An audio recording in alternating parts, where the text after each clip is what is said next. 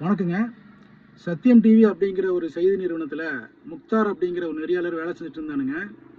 என்னங்க உரிமையில் பேசுகிறீங்க அப்படின்னு நினைக்க வேண்டாம். இந்த வார்த்தையே அவனுக்கெல்லாம் மரியாதையான வார்த்தை தான். ஏன்னா அப்படிப்பட்ட கேவலமான ஆளு தான் இந்த முக்தார்.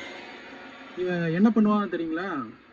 அரசியல் பிரபலங்கள், சினிமா பிரபலங்கள் இவங்களெல்லாம் கூப்பிட்டு வந்து பேட்டி எடுக்கிறேன் அப்படிங்கிற பேர் வழியில் வந்து அவங்களை கூப்பிட்டு வந்து உட்கார வச்சுட்டு அவங்களை கிண்டல் பண்ணுறதும், அவங்கள கேலி பண்ணுறதும், அவங்கள நக்கல் நையாண்டி பண்ணுறதும், ஆனால் அவங்க துறைக்கு சம்மந்தமே இல்லாத கேள்விகளை கேட்டு அவங்கள சங்கடத்தில் ஆழ்த்துறதும், அவங்கள ஆத்திரப்பட வைக்கிறதும், இதுதான் அவனோட முக்கியமான வேலையாக இருந்துச்சு. இவன் இந்த மாதிரி நையாடித்தனமான சில கேள்விகளை கேட்டு வந்திருக்கிற பிரபலங்களுக்கு தர்ம சங்கடத்தை ஏற்படுத்துகிற மாதிரியான வேலைகளை பண்ணிட்டு இருந்ததுனால முக்தார்னு பயங்கரமான ஆள், அவன் கேள்வி கேட்டால் யாருனாலையும் பதில் சொல்ல முடியாது அப்படிங்கிற மாதிரியான ஒரு கண்ணோட்டத்தை மக்கள் மத்தியில் பரப்பி விட்டுட்டான். இதனால பார்வைகள் அதிகமாகிருச்சு.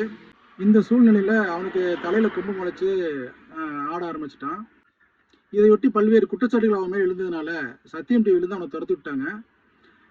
இப்போ அவன் என்ன பண்ணியிருக்கான்னா, வெளியில் வந்து மை இந்தியா அப்படிங்கிற ஒரு சேனலை அவன் தனியாக தொடங்கியிருக்கிறான். இந்த தொடக்க விழாவுக்கு ஆளுங்கட்சியை சேர்ந்த பிரபலங்கள், சினிமா துறையினர், மற்ற பிரபலங்கள்லாம் கலந்துட்டு வாழ்த்து தெரிவிச்சிருந்தாங்க. இப்படிப்பட்ட சூழ்நிலையில் இவன் என்ன பண்ணியிருக்கான்னா, கடந்த வாரங்களில் இவனோட செய்தி சேனல்களுக்கு பார்வைகள் அதிகமாக வரல, பிரபலமாகலை, ரொம்ப தொய்வான நிலையில் இவனோட சேனல் போயிட்டு இருந்துச்சு. இவனுக்கு வருமானம் இல்லை. இந்த சூழ்நிலை இவன் என்ன பண்ணியிருக்கிறான்னா, டாக்டர் காந்தராஜ் அப்படிங்கிற திமுக ஆதரவான ஒரு டாக்டரை கூப்பிட்டு வந்து உட்கார வச்சுட்டு திரைத்துறையினர் பற்றியும் திரை நடிகைகளை பற்றியும் ஆபாசமான கருத்துக்களையும் ஆபாசமான கேள்விகளை கேட்டு ஆபாசமான பதில்களை வாங்கி அதன் மூலயமா தன்னோட செய்தி சேனலை பிரபலப்படுத்துறதுக்காக அந்த பேட்டி எடுத்து வெளியிட்டு இருந்தான். அந்த பேட்டியில் டாக்டர் காந்தராஜ் அப்படிங்கிற ஒரு காரணம் எப்படி பதில் சொல்லியிருக்கிறான்னா, படத்தில் நடிக்கிற அத்தனை நடிகைகளுமே அட்ஜஸ்ட்மெண்ட் அப்படிங்கிற ஒரு விஷயத்துக்காக அடிபணிச்சிருவாங்க, வருமானத்துக்காக என்ன வேணாலும் செய்வாங்க, அனைத்து நடிகருமே ஆபாச தொழில் செய்கிறவங்க தான் அப்படிங்கிற மாதிரியான ஒரு நடிகைகளை கேவலமாக பேசி அந்த பேட்டி எடுத்திருந்தாங்க. இந்த பேட்டியின் எதிரொலியாக சமூக செயற்பாட்டாளரும் நடிகையுமான ரோகிணி வந்து ஒரு 5 வழக்கு இவங்க மேலே போட்டிருந்தாங்க. டாக்டர் காந்தராஜ் கைது செய்யப்பட்டுருவார் அப்படின்னு எதிர்பார்த்த சூழ்நிலையில் அவர் வந்து திடீர்னு பயங்கரமாக மன்னிப்பு கேட்டு ஒரு வீடியோ அனுப்பிச்சிருந்தாரு. இதெல்லாம் போன வாரம் நடந்த நிகழ்வு. இதுக்கெல்லாம் மூல காரணம் இந்த முக்தாருங்கிறது சல்லி பயல் தான். இவன் தன்னோட சேனலுக்கு பார்வையில் அதிகம் வரணுங்கிறதுக்காக போகிறவங்க கூட்டு வந்து உட்கார வச்சு ஆபாச கேள்விகள் கேட்டு தொடர்ச்சியாக அந்த போக்குகளை மாற்றிக்கவே இல்லை. இப்பவும் இதே வேலையை தான் பண்ணிகிட்டு இருக்கிறான். இப்போ நமக்கு என்ன அப்படின்னா, இவனுக்கு நம்ம மரியாதைக்குரிய அண்ணன் செந்தமிழன் சீமான் மேலே ஆரம்பத்துலேருந்தே வன்மம் இருக்குது. அதுக்கு என்ன காரணம்னா, இவன் சத்திய டிவியில் இருக்கும்போது அண்ணன் சீமான்கிட்ட உங்களை ஒரு பேட்டி எடுக்கணும், அனுமதி கொடுங்க அப்படின்னு கேட்டுகிட்டே இருந்தான். தொடர்ச்சியாக வலியுறுத்திட்டே இருந்தான். அண்ணன் சீமானுக்கு வந்து இவனை பற்றி நல்லா தெரிஞ்சதுனால இவருக்கு வந்து அனுமதியே கொடுக்காம இருந்தார். வேண்டாம் வேண்டாம்னு சொல்லிட்டு மறுத்துட்டே இருந்தார்.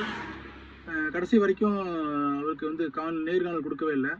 இந்த காழ்ப்புணர்ச்சியிலையும் வன்மத்திலையும் நாம் தமிழ் கட்சி மேலேயும் நாம் தமிழ் தம்பிகள் மேலேயும் அண்ணன் சீமான் மேலேயும் தொடர்ச்சியாக அவதூறுகளையும் அபாண்டமான பழி சொற்களையும் அவனோட காணொலிகளை வெளியிட்டுட்டே இருந்தான்.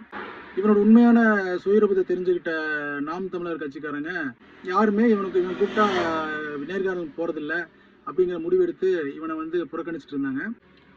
முன்பு ஒரு காலத்தில் அந்த மகன் ரவிச்சந்திரன் அப்படிங்கிற ஒரு பாஜகவை சேர்ந்த ஒரு ஆள் ஹனி ட்ராப் அப்படிங்கிற மாதிரியான ஒரு செய்தி காணொலியை வெளியிட்டிருந்தான். அதில் வந்து இந்த முக்தார் வந்து பணத்தை வாங்கிட்டு அவதூறு கருத்துக்கள் பரப்புறதுக்காக பணத்தை வாங்கி பாக்கெட்டில் சொருகிற மாதிரியான வீடியோலாம் வந்துருந்துச்சு. அப்படிப்பட்ட கேவலமான இழிப்பிரிவை தான் இந்த முக்தார். உச்சபட்ச ஒரு அயோக்கியத்தனத்தை பண்ணியிருக்கிறான். முந்தானியத்து என்ன பண்ணியிருக்கான்னா, ஒரு சின்ன பையன் நாம் தமிழ் கட்சி மேலேயும் மரியாதைக்குரிய அண்ணன் செந்தமிழன் சீமான் மேலேயும் மிகுந்த பற்றுதலும் கொள்கை பிடிப்பும் கொண்ட ஒரு தம்பியாக அந்த தம்பி ஒருத்தன் இருக்கிறாப்புல. அந்த தம்பியை வந்து அந்த தம்பி வந்து பல்வேறு யூடியூப் சேனல்களையும் செய்தி சேனல்களையும் நேர்காணல் கொடுத்துட்ருக்கிறாரு.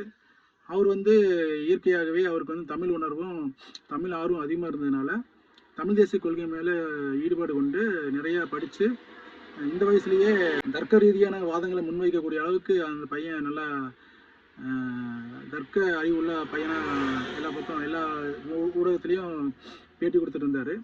இப்போது நாம் தமிழர் கட்சியிலேருந்து முக்தாருக்கு யாருமே பேட்டி கொடுக்காதனாலையும் இந்த ஆள் என்ன பண்ணிட்டான்னா, இந்த இந்த தம்பியோட அப்பாவை கூப்பிட்டு தம்பியை இப்போ நேர்காணலுக்கு வர சொல்லுங்கள், கெஞ்சி கெஞ்சி நீங்கள் வந்து தமிழ் தேசியத்திற்கு ஆதரவாக அந்த தம்பியை விவாதம் பண்ண சொல்லுங்கள், நான் திராவிடத்துக்கு ஆதரவாக விவாதம் பண்ணுறேன், இது இந்த நேர்காணல் வந்து மக்கள் மத்தியில் நல்லா ரீச் ஆகும், நல்லா போய் சேரும் அப்படின்னு பேசி ஏதோ ஒன்று சொல்லி அவங்க அப்பாட்ட அனுமதி வாங்கிட்டு 2 நாளைக்கு முன்னாடி இந்த தம்பியை கூட்டிகிட்டு வந்து சேனலில் உட்கார வச்சு ரொம்ப கொச்சையான வார்த்தைகளில் ஒரு சின்ன பையன்கிட்ட என்னென்ன கேள்வி கேட்கக்கூடாதோ அந்த மாதிரியான கேள்விகளை கேட்டு இந்த நாம் தமிழர் கட்சி மேலேயும் அண்ணன் சீமான் மேலேயும் இந்த வன்மத்தை எல்லாம் இந்த தம்பி மேலே கொட்டிட்டான். ஆள் என்ன பண்ணியிருக்கான்னா, ஆபாசமான கேள்விகள், வன்மம் பிடிச்ச கேள்விகள், இவன் தன்னைத்தானே அறிவாளியாக உணர்ந்துக்கிட்ட தருணம் அப்படின்னு நினைக்கிறேன்.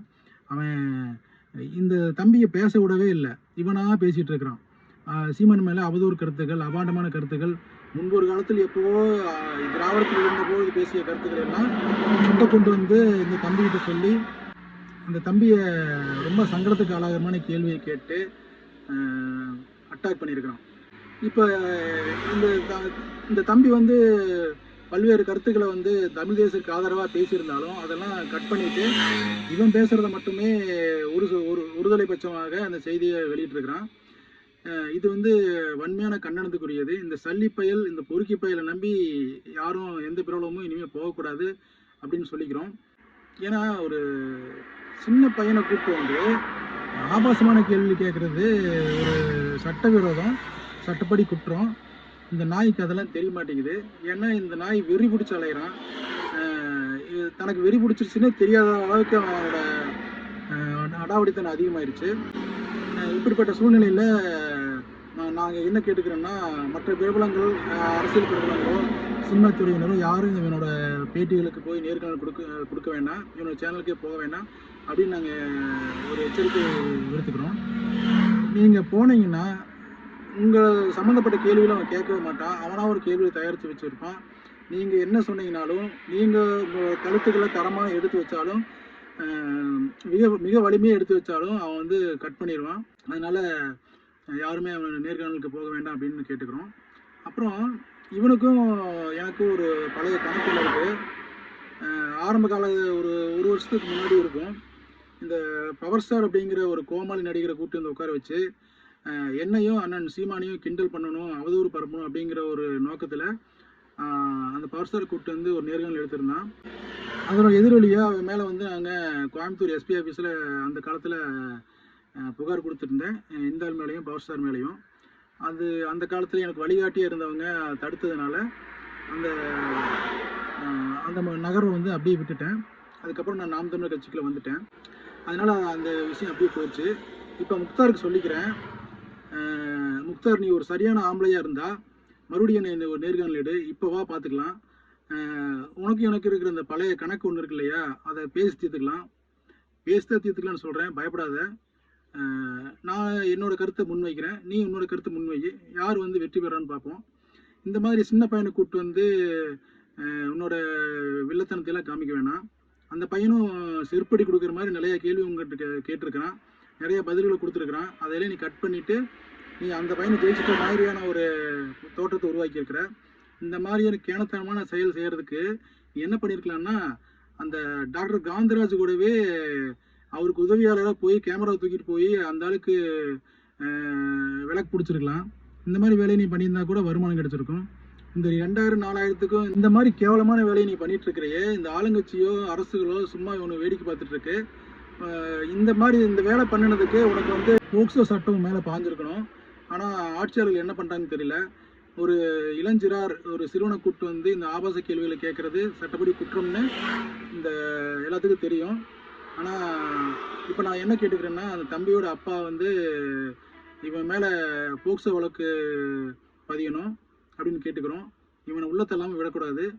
ஆகவே அரசியல் பிரபலங்களே, சினிமா துறையினரே, உங்கள் எல்லாம் நான் கேட்டுக்கிறது என்னென்னா, இந்த நாய் கூப்பிட்டான்னு சொல்லி பேட்டியில் போய் உட்காந்துட்டு நேர்காணலாம் கொடுக்காதீங்க.